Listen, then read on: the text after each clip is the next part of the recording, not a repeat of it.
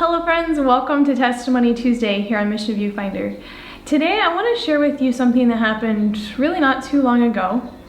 And that was, I was thinking one time about a friend of mine who in my eyes, and probably in the eyes of some other people, just kind of strikes you as being really almost like perfect. Like has done pretty much everything right and just really excelled in a lot of areas too. And as I was thinking about this, I was pretty much just comparing myself with this person. And to be honest, I compare myself with other people more than I should. And you know, there's a healthy balance to that, because sometimes you can learn a lot from other people. But this was one of those times where it was more like looking at this person's life and then at my life and thinking, my life is just so far less as far as, you know, what I've done, the way I've done things, and I've made so many more mistakes. And the Lord was just starting to speak to me though at that moment. And really the thought that came into my mind was, what really matters in God's eyes is not how many mistakes I've made, where I've been, what I've been through. It's who I am today, who I'm choosing to let Him make me today. And you know, I realized it's not just God. There's even a lot of other people who, you know, if they meet me today, they're not going to go, what have you done in the past? And then decide, you know, if they're going to like me. It's really who I am today that's most important, and who I'm striving to become.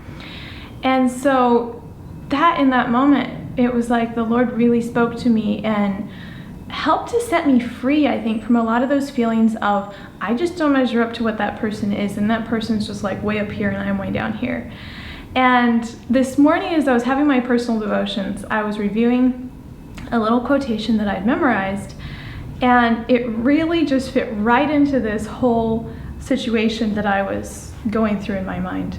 And it's from a book called Christ's Object Lessons, about the different parables of Jesus. And it's just this one little 2-sentence quote. It says, "Remember this, if you have made mistakes, you certainly gain a victory if you see these mistakes and regard them as beacons of warning. Thus you turn defeat into victory, disappointing the enemy and honoring your Redeemer." And the thought that really struck me when I read this was, yes, I've made those mistakes. There's been defeats, but those defeats don't have to stay defeats.